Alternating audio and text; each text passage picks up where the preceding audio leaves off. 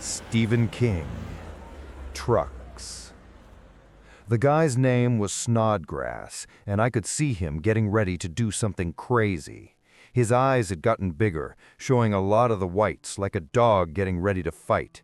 The two kids who had come skidding into the parking lot in the old Fury were trying to talk to him, but his head was cocked as though he was hearing other voices. He had a tight little pot belly encased in a good suit that was getting a little shiny in the seat.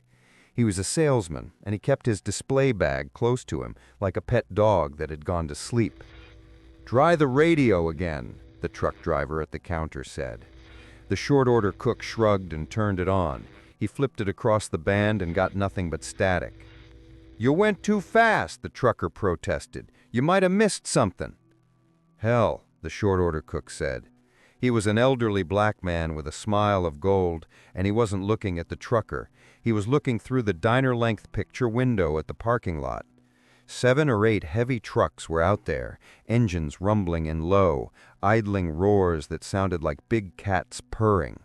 There were a couple of Macs, a Hemingway, and 4 or 5 Rios, trailer trucks, interstate haulers with a lot of license plates and CB whip antennas on the back. The kid's Fury was lying on its roof at the end of long looping skid marks in the loose crushed rock of the parking lot. It had been battered into senseless junk. At the entrance to the truck stop's turnaround, there was a blasted Cadillac. Its owner stared out of the star-shattered windshield like a gutted fish. Horn-rimmed glasses hung from one ear. Halfway across the lot from it lay the body of a girl in a pink dress. She had jumped from the caddy when she saw it wasn't going to make it. She had hit running, but never had a chance. She was the worst, even though she was face down. There were flies around her in clouds. Across the road, an old Ford station wagon had been slammed through the guardrails. That had happened an hour ago. No one had been by since then. You couldn't see the turnpike from the window, and the phone was out. "You went too fast," the trucker was protesting. "You Gotha." That was when Snodgrass bolted. He turned the table over, getting up, smashing coffee cups, and sending sugar in a wild spray. His eyes were wilder than ever, and his mouth hung loosely, and he was blabbering, "We got out of here, we gotta get out of here, we gotta get out of here." The kid shouted, and his girlfriend screamed. I was on the stool closest to the door, and I got a handful of his shirt, but he tore loose. He was cranked up all the way. He would have gone through a bank vault door. He slammed out the door, and then he was sprinting across the gravel toward the drainage ditch on the left. 2 of the trucks lunged after him, smokestacks blowing diesel exhaust dark brown against the sky, huge rear wheels machine-gunning gravel up in sprays. He couldn't have been any more than 5 or 6 running steps from the edge of the flat parking lot when he turned back to look, fear scrawled on his face. His feet tangled each other, and he faltered and almost fell down. He got his balance again, but it was too late. One of the trucks gave way, and the other charged down, huge front grille glittering savagely in the sun. Snodgrass screamed, the sound high and thin, nearly lost under the Rio's heavy diesel roar. It didn't drag him under. As things turned out, it would have been better if it had. Instead, it drove him up and out, the way a punter kicks a football. For a moment he was silhouetted against the hot afternoon sky like a crippled scarecrow, and then he was gone, into the drainage ditch.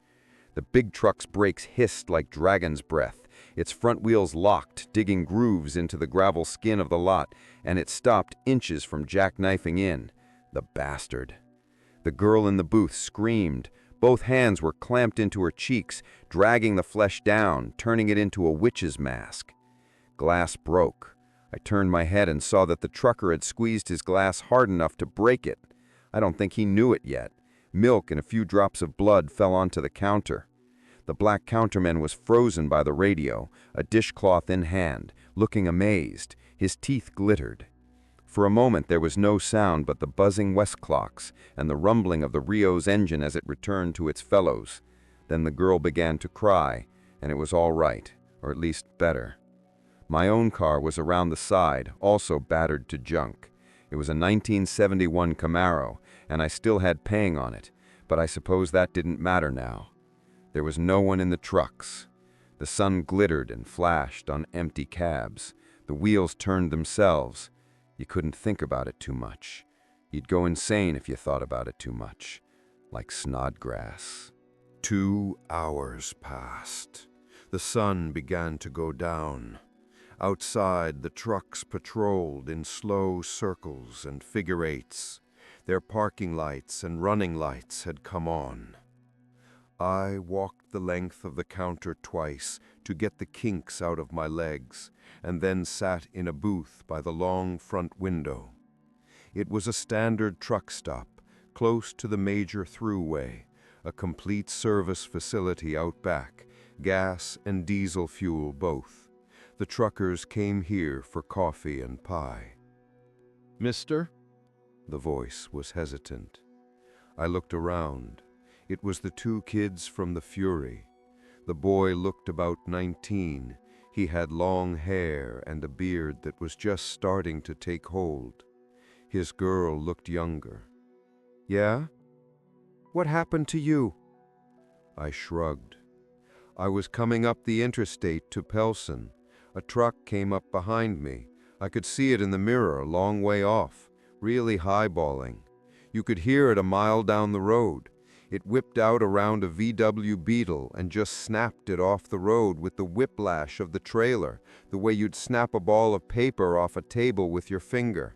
I thought the truck would go too. No driver could have held it with the trailer whipping that way. But it didn't go. The VW flopped over 6 or 7 times and exploded, and the truck got the next one coming up the same way. It was coming up on me, and I took the exit ramp in a hurry. I laughed, but my heart wasn't in it. Right into a truck stop, of all places, from the frying pan into the fire. The girl swallowed. We saw a Greyhound going north in the southbound lane. It was plowing through cars. It exploded and burned, but before it did, slaughter. A Greyhound bus. That was something new and bad. Outside, all the headlights suddenly popped on in unison, bathing the lot in an eerie, depthless glare.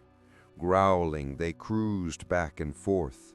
The headlights seemed to have eyes, and in the growing gloom, the dark trailer boxes looked like the hunched, squared-off shoulders of prehistoric giants. The counterman said, "Is it safe to turn on the lights?" "Do it and find out," I said. He flipped the switches, and a series of fly-specked globes overhead came on. At the same time, a neon sign out front stuttered into life. Connon's Truck Stop and Diner. Good Eats. Nothing happened. The trucks continued their patrol. "I can't understand it," the trucker said. He had gotten down from his stool and was walking around, his hand wrapped in a red engineer's bandana. "I ain't had no problems with my rig. She's a good old girl. I pulled in here a little past 1 for a spaghetti dinner and this happens." He waved his arms and the bandana flapped. "My own rig's out there right now, the one with the weak left tail light. Been driving her for 6 years, but if I stepped out that door..." "It's just startin'," the counterman said. His eyes were hooded and obsidian. "It must be bad if that radio's gone. It's just startin'." The girl had drained as pale as milk. "Never mind that," I said to the counterman. "Not yet." "What would do it?" The trucker was worrying. "Electrical storms in the atmosphere? Nuclear testing? What?" "Maybe they're mad," I said. Around 7 o'clock, I walked over to the counterman. "How we fixed here? I mean, if we have to stay a while?" His brow wrinkled. "Not so bad. Yesterday was delivery day. We got 200-300 Hamburg patties, canned fruit and vegetables, dry cereal, eggs, no more milk than what's in the cooler, but the water's from the well. If we had to, the 5 of us could get on for a month or more." The trucker came over and blinked at us. "I'm dead out of cigarettes. Now that cigarette machine..." "It ain't my machine, no sir." The trucker had a steel pinch bar he'd gotten in the supply room out back. He went to work on the machine. The kid went down to where the jukebox glittered and flashed and plugged in a quarter. John Fogerty began to sing about being born on the bayou. I sat down and looked out the window. I saw something I didn't like right away. A Chevy light pickup had joined the patrol, like a Shetland pony amid Percherons. I watched it until it rolled impartially over the body of the girl from the caddy, and then I looked away. "We made them! They can't!" the girl cried out with sudden wretchedness. His boyfriend told her to hush. The trucker got the cigarette machine open and helped himself to 6 or 8 packs of Viceroys. He put them in different pockets and then ripped one pack open. From the intent expression on his face, I wasn't sure if he was going to smoke them or eat them up. Another record came on the juke. It was 8 o'clock. At 8:30, the power went off. When the lights went, the girl screamed, a cry that stopped suddenly, as if her boyfriend had put his hand over her mouth. The jukebox died with a deepening, unwinding sound. "What the Christ?" the trucker said. "Counterman," I called. "You got any candles?" "I think so. Wait. Yeah, here's a few." I got up and took them. We lit them and started placing them around. "Be careful," I said. "If we burn the place down, there's the devil to pay." He chuckled morosely. "You know it."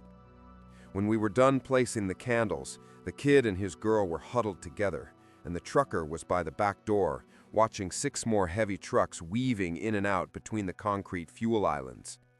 "This changes things, doesn't it?" I said. "Damn right, if the power's gone for good." "How bad?" "Hamburg will go over in 3 days. Rest of the meat and eggs will go by about as quick. The cans will be okay, and the dry stuff, but that ain't the worst. We ain't gonna have no water without the pump." "How long?" "Without no water? A week. Fill every empty jug you've got. Fill them till you can't draw anything but air. Where are the toilets? There's good water in the tanks. Employees' restroom is in the back, but you have to go outside to get to the ladies and gents. Across to the service building? I wasn't ready for that. Not yet. No, out the side door and up a ways. Give me a couple of buckets." He found 2 galvanized pails. The kid strolled up. "What are you doing?" "We have to have water, all we can get." "Give me a bucket then." I handed him one. "Jerry!" the girl cried. "You—" He looked at her, and she didn't say anything else, but she picked up a napkin and began to tear at the corners. The trucker was smoking another cigarette and grinning at the floor. He didn't speak up. We walked over to the side door where I'd come in that afternoon and stood there for a second, watching the shadows wax and wane as the trucks went back and forth. "Now," the kid said. His arm brushed mine and the muscles were jumping and humming like wires. If anyone bumped him, he'd go straight up to heaven. "Relax," I said. He smiled a little. It was a sick smile, but better than none. "Okay." We slipped out. The night air had cooled.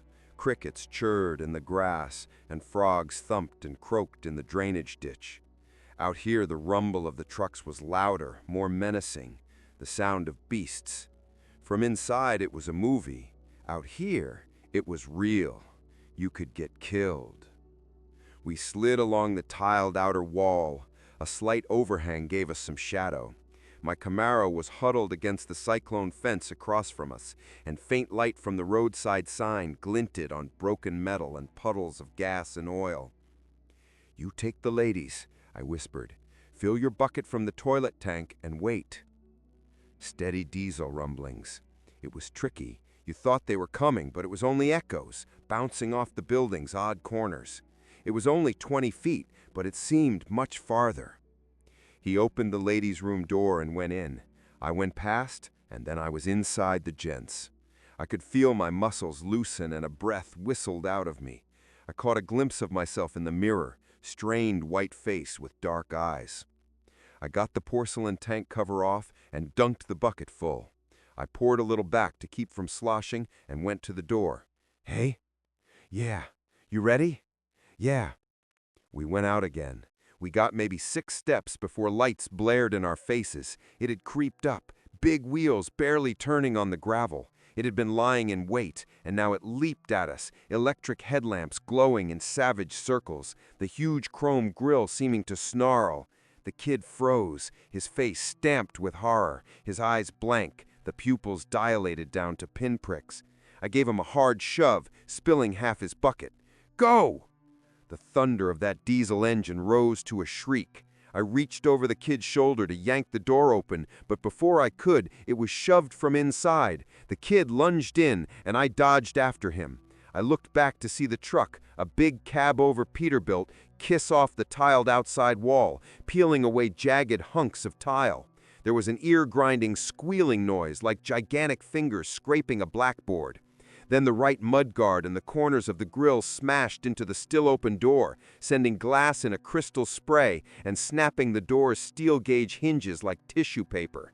The door flew into the night like something out of a Dali painting, and the truck accelerated toward the front parking lot, its exhaust racketing like machine gun fire. It had a disappointed, angry sound. The kid put his bucket down and collapsed into the girl's arms, shuddering. My heart was thudding heavily in my chest, and my calves felt like water. And speaking of water, we had brought back about a bucket and a quarter between us. It hardly seemed worth it. "I want to block up that doorway," I said to the counterman. "What will do the trick?" "Well," the trucker broke in. "Why? One of those big trucks couldn't get a wheel in through there?" "It's not the big trucks I'm worried about." The trucker began hunting for a smoke. "We got some sheets siding out in the supply room. The boss was going to put up a shed to store butane gas. We'll put them across and prop them with a couple of booths." "It'll help," the trucker said. It took about an hour, and by the end, we'd all gotten into the act, even the girl. It was fairly solid. Of course, fairly solid wasn't going to be good enough, not if something hit it at full speed. I think they all knew that. There were still 3 booths ranged along the big glass picture window, and I sat down in one of them. The clock behind the counter had stopped at 8:32, but it felt like 10. Outside, the trucks prowled and growled.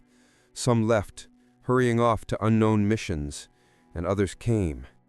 There were 3 pickup trucks now, circling importantly amid their bigger brothers. I was starting to doze, and instead of counting sheep, I counted trucks. How many in the state? How many in America? Trailer trucks, pickup trucks, flatbeds, day haulers, 3/4 tons, army convoy trucks by the tens of thousands, and buses. Nightmare vision of a city bus, 2 wheels in the gutter and 2 wheels on the pavement, roaring along and plowing through screaming pedestrians like 9-pins. I shook it off and fell into a light, troubled sleep. It must have been early morning when Snodgrass began to scream. A thin new moon had risen and was shining icily through a high scud of cloud. A new clattering note had been added, counterpointing the throaty, idling roar of the big rigs. I looked for it and saw a hay baler circling out by the darkened sign. The moonlight glanced off the sharp turning spokes of its packer. The scream came again, undistinguishably from the drainage ditch. "Help me!" What was that? It was the girl. In the shadows, her eyes were wide, and she looked horribly frightened. "Nothing," I said. "Help me!" "He's alive," she whispered. "Oh, God, alive!" I didn't have to see him. I could imagine it all too well. Snodgrass lying half in and half out of the drainage ditch, back and legs broken, carefully pressed suit caked with mud, white, gasping face turned up to the indifferent moon. "I don't hear anything," I said. "Do you?" She looked at me. "How can you? How?" "Now, if you woke him up," I said, jerking a thumb at the kid, "he might hear something. He might go out there. Would you like that?" Her face began to twitch and pull as if stitched by invisible needles. "Nothing," she whispered. "Nothing out there." She went back to her boyfriend and pressed her head against his chest. His arms came up around her in his sleep. No one else woke up.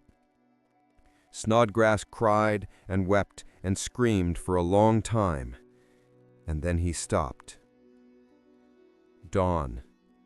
Another truck had arrived, this one a flatbed with a giant rack for hauling cars.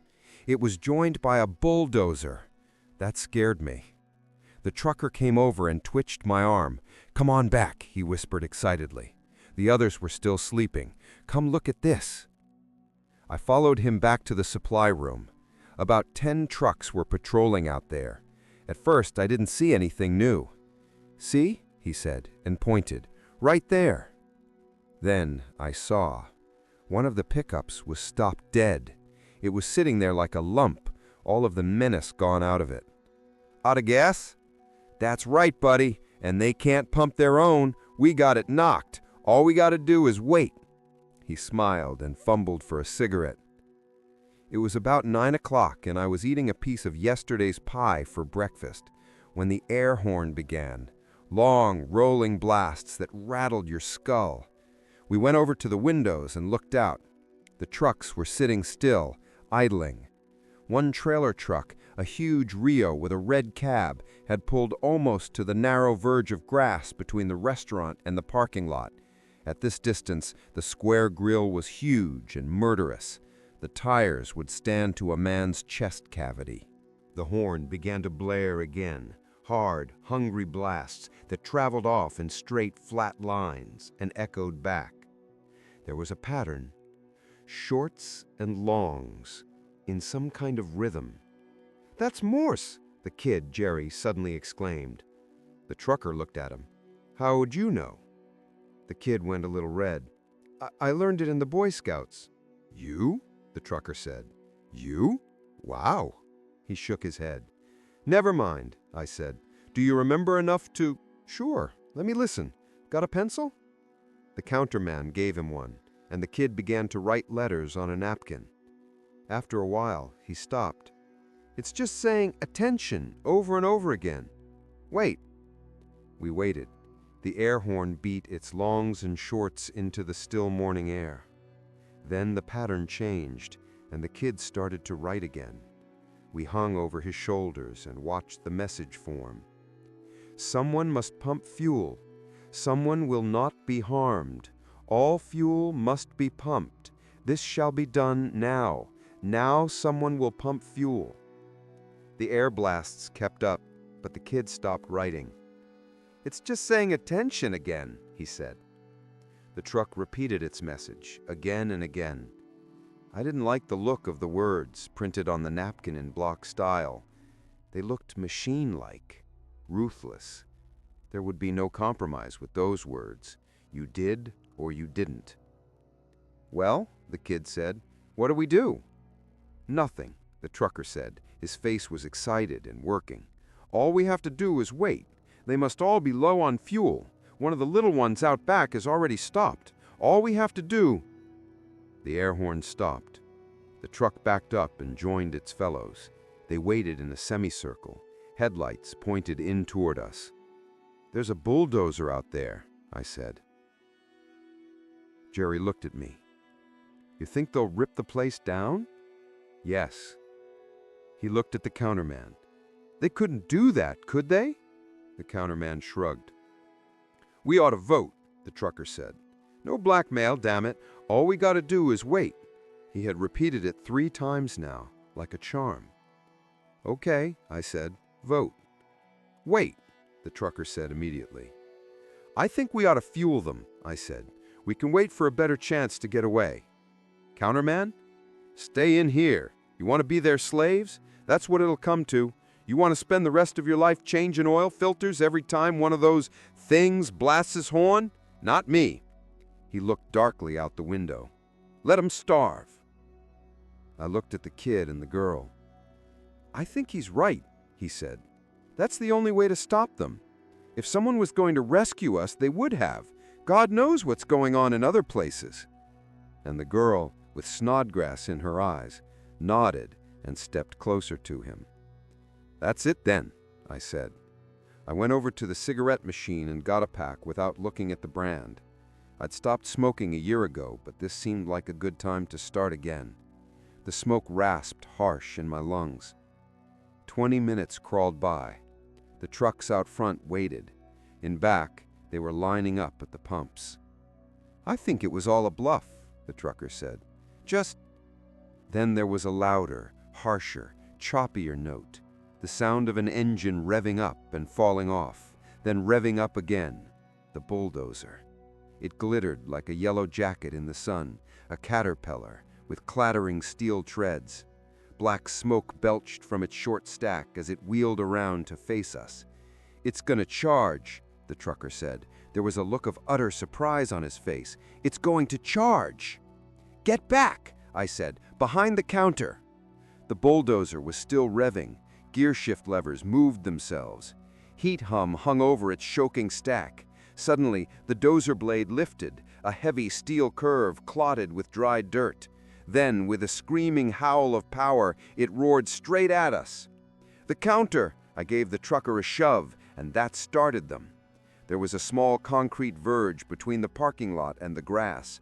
The dozer charged over it, blade lifting for a moment, and then it rammed the front wall head-on. Glass exploded inward with a heavy, coughing roar, and the wood frame crashed into splinters. One of the overhead light globes fell, splashing more glass. Crockery fell from the shelves. The girl was screaming, but the sound was almost lost beneath the steady, pounding roar of the cat's engine.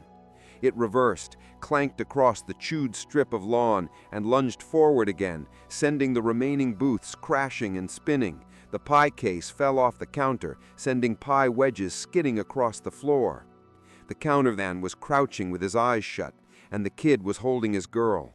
The trucker was wall-eyed with fear. "We gotta stop it," he gibbered. "Tell him we'll do it. We'll do anything." "A little late, isn't it?" The cat reversed and got ready for another charge. New nicks in its blade glittered and heliographed in the sun. It lurched forward with a bellowing roar, and this time it took down the main support to the left of what had been the window. That section of the roof fell in with a grinding crash. Plaster dust billowed up. The dozer pulled free. Beyond it, I could see the group of trucks, waiting. I grabbed the counterman. "Where are the oil drums?" The cook stoves ran on butane gas, but I had seen vents for a warm air furnace. "Back of the storage room," he said. I grabbed the kid. "Come on!" We got up and ran into the storage room. The dozer hit again and the building trembled. 2 or 3 more hits and it would be able to come right up to the counter for a cup of coffee. There were 2 large 50-gallon drums with feeds to the furnace and turned spigots. There was a carton of empty ketchup bottles near the back door. "Get those, Jerry!" Well, he did. I pulled off my shirt and yanked it to rags.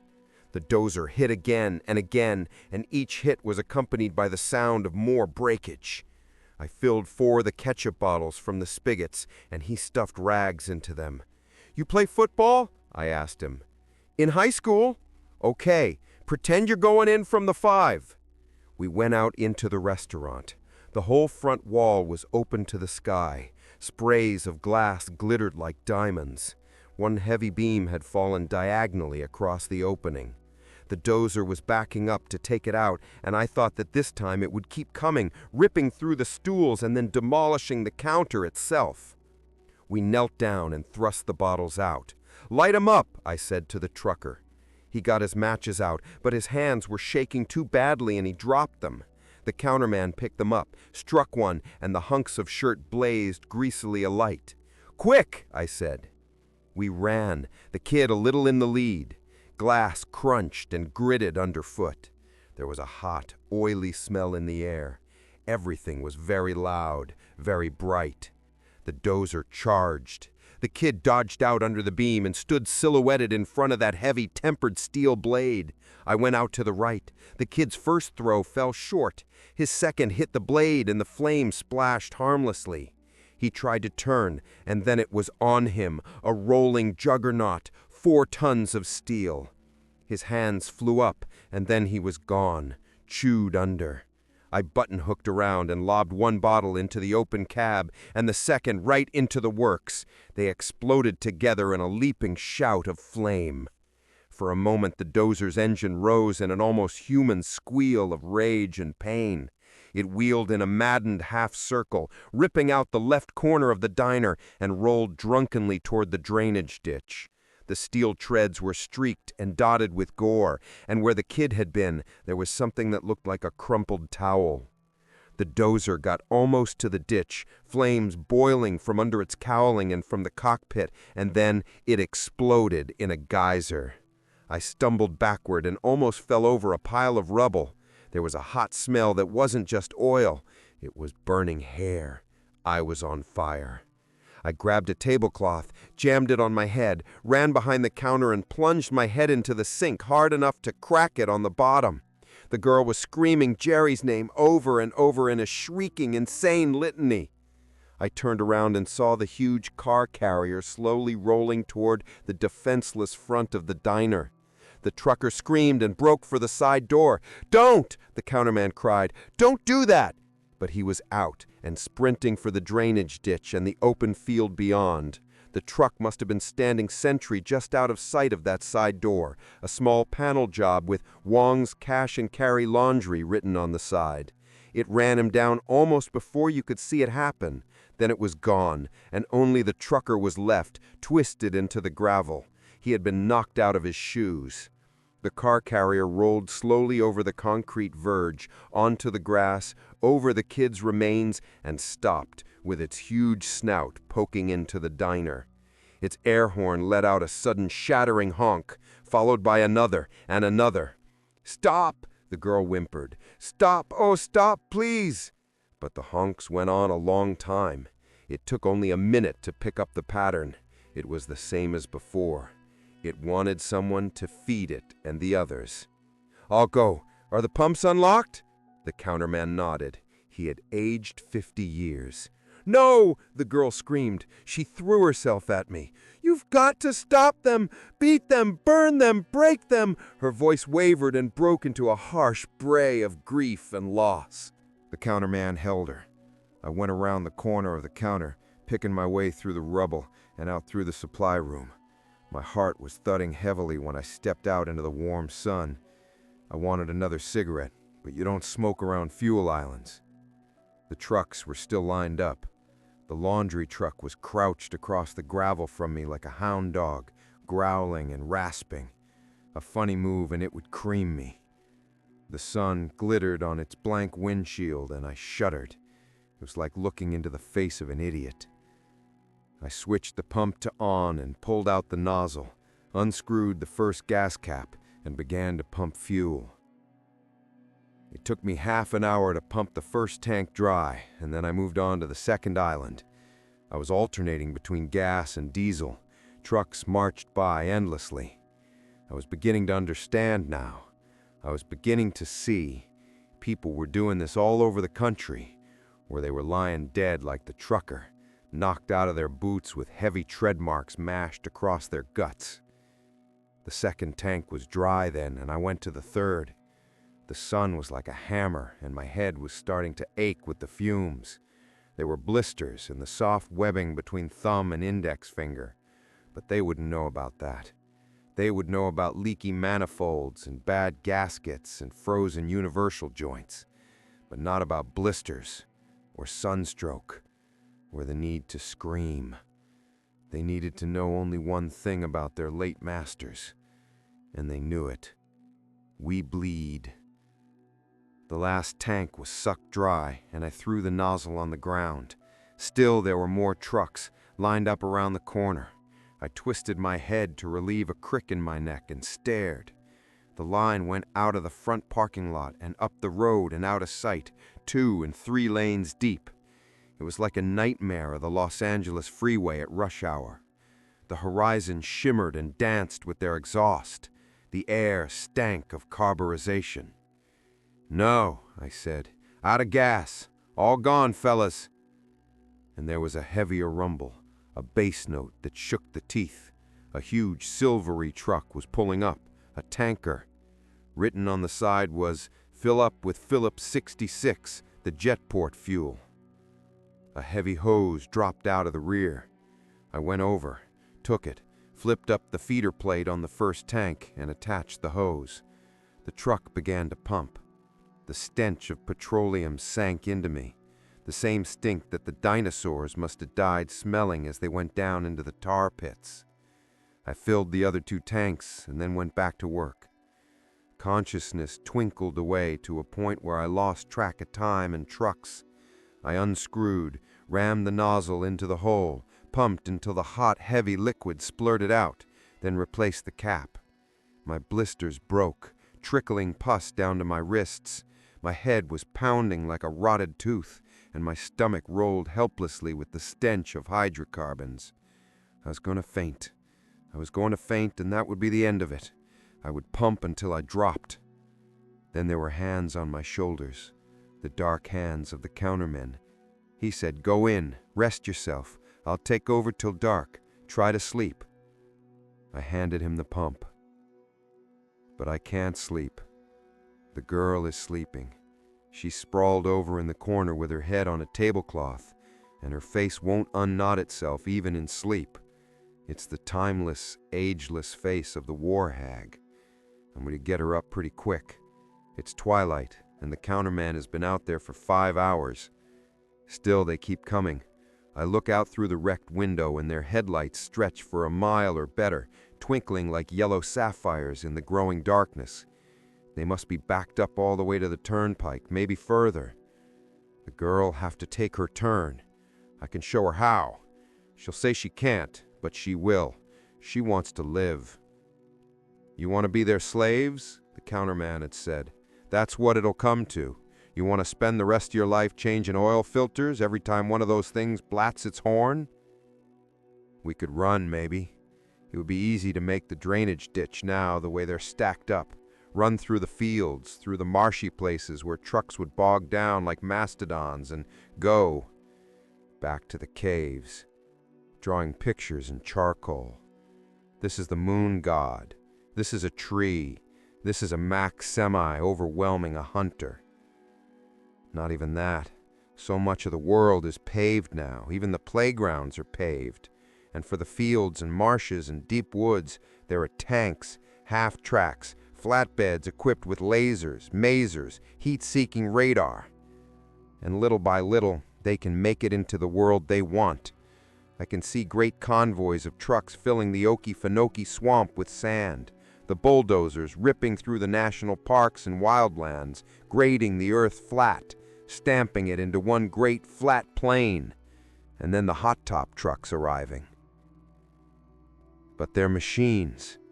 No matter what's happened to them, what mass consciousness we've given them, they can't reproduce. In 50 or 60 years, they'll be rusting hulks with all menace gone out of them, moveless carcasses for free men to stone and spit at. And if I close my eyes, I can see the production lines in Detroit and Dearborn and Youngstown and Mackinac, new trucks being put together by blue-collars who no longer even punch a clock, but only drop and are replaced. The counterman is staggering a little now. He's an old bastard, too. I gotta wake the girl. 2 planes are leaving silver contrails etched across the darkening eastern horizon. I wish I could believe there are people in them.